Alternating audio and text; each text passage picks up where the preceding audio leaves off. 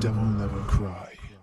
What is up everyone, it is me DevilNeverCry, and in today's video we're going to be talking about and reviewing Final Fantasy XVI's latest piece of DLC, Rising Tide. A big thank you to Square Enix for providing me with a copy to review, and with that said, let's dive in.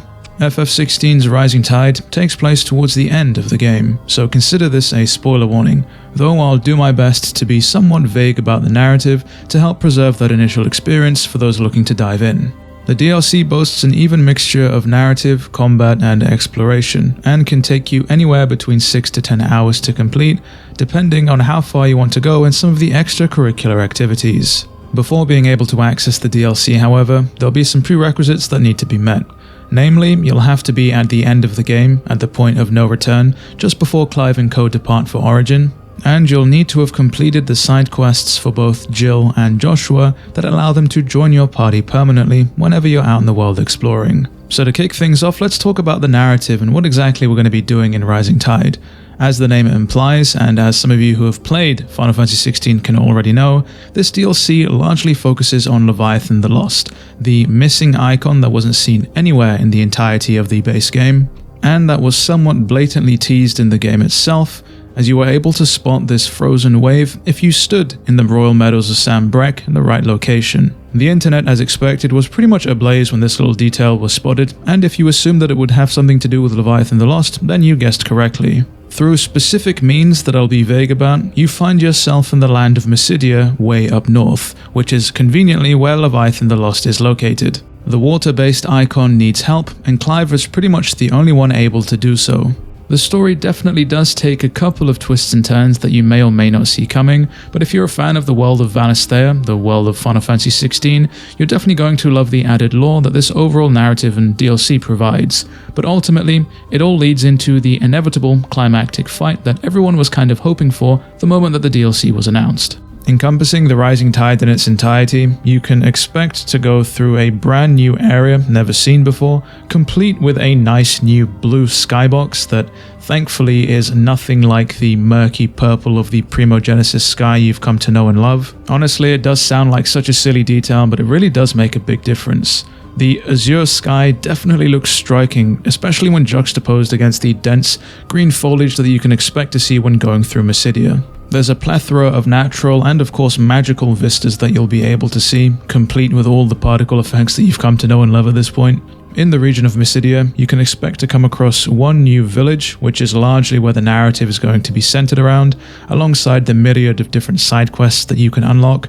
Roughly 10 or so of these you'll be able to access throughout the DLC, where most of them will unlock at different varying intervals depending on where you are in the main narrative of Rising Tide, including a set of side quests that will also unlock after you beat said main narrative. The side quests in play here are pretty much the same as the ones that you'd see in the main game. They provide small smattering tidbits of lore and world building here and there, so again, if you're somebody who really likes that, you'll probably find these side quests enjoyable. One of my favorite side quests in the DLC centers around the Curse of Tomburies, which, by the way, make a return in this DLC, though they're far less cute than their other incarnations and are rather creepy when you see them up close. Though, as I unfortunately learned in my first encounter with them, they are as deadly as you'd expect. Rising Tide also boasts 3 new dungeons, though if I'm honest it's more like 2.5, as one of them is purely there for the narrative only. These dungeons are where a majority of the fighting is going to take place, and as expected, a majority of the narrative. One of the quality of life changes that they've made to the game, which technically is more included in this patch as opposed to the actual DLC itself,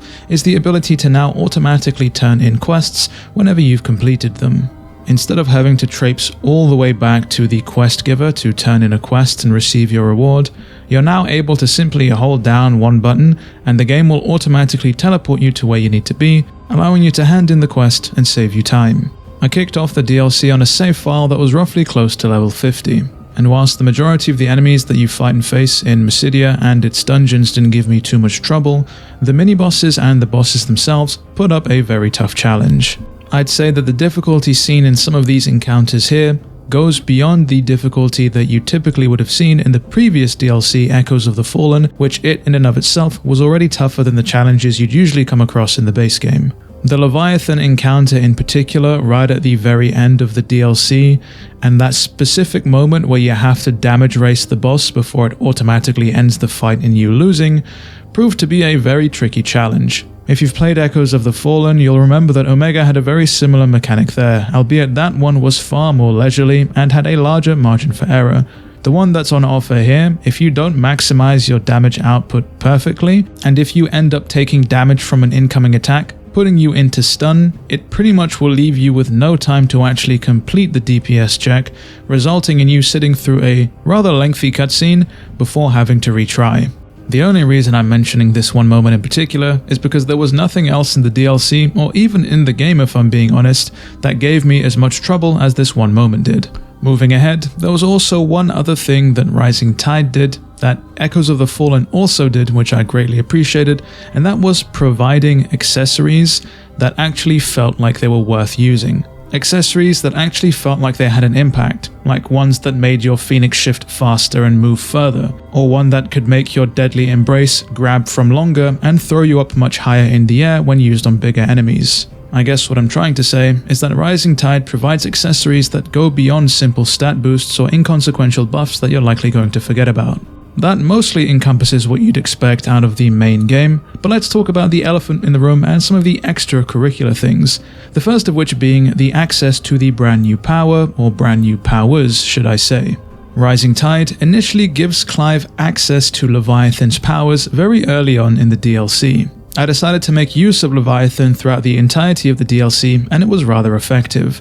Leviathan's main focus is long-range damage. Its new iconic feat, the Serpent's Cry, transforms Clive's left arm into somewhat of a water cannon. Serpent's Cry modifies both the attack and magic inputs, transforming them into either long-range water bullets or even a long-range jet of water, streaking across the ground. Making use of these modified attacks slowly decreases a bar, upon which you can slowly stop attacking to let it refill. You can pull off a precision dodge to help it refill, or you can do a timing-based minigame to refill it all instantly. The fact that it also gives you an extended dodge helps greatly, and it really just allows you to rain down hell on your enemies from afar from relative safety. The power of Leviathan, however, is not all that Rising Tide provides. Completing the DLC and then heading over to the Adate Stone actually gives Clive access to Ultima's power.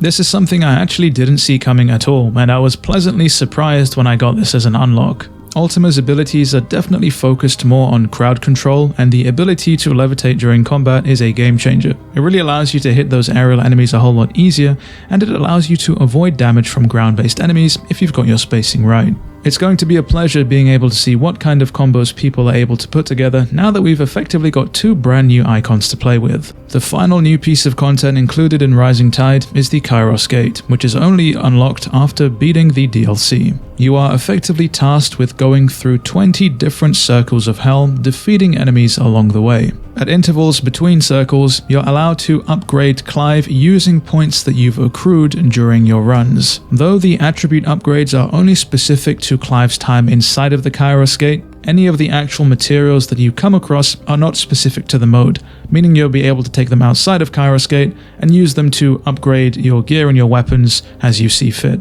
Similar to the arcade mode, you're ranked during your time throughout each circle in the Chyoskate, so you can think of it like Final Fantasy XVI's version of DevilNeverCry's Bloody Palace. Though the Chyoskate definitely isn't for the faint of heart. I'd wager that it's pretty much harder than anything we've come across challenge-wise in the base game, particularly when tackling it on Final Fantasy mode. Overall, this is definitely a far more substantial piece of DLC than Echoes of the Fallen, and of course if you liked Final Fantasy XVI and you want more of it, then you definitely should be picking up Rising Tide. I think there's definitely something for everything here, whether you're a fan of the narrative and the exploration and you want to see more of Final Fantasy XVI, or if you're just somebody who really likes the combat and wants more to do with it. And with that, we come to the end of my review for Final Fantasy XVI's Rising Tide. If you enjoyed today's video, do be sure to leave a like and definitely subscribe, as there is more Final Fantasy content on the way. With all that said and done, it has been me, DevilNeverCry. I'd like to thank all of you for watching, and as always, I'll see you all next video.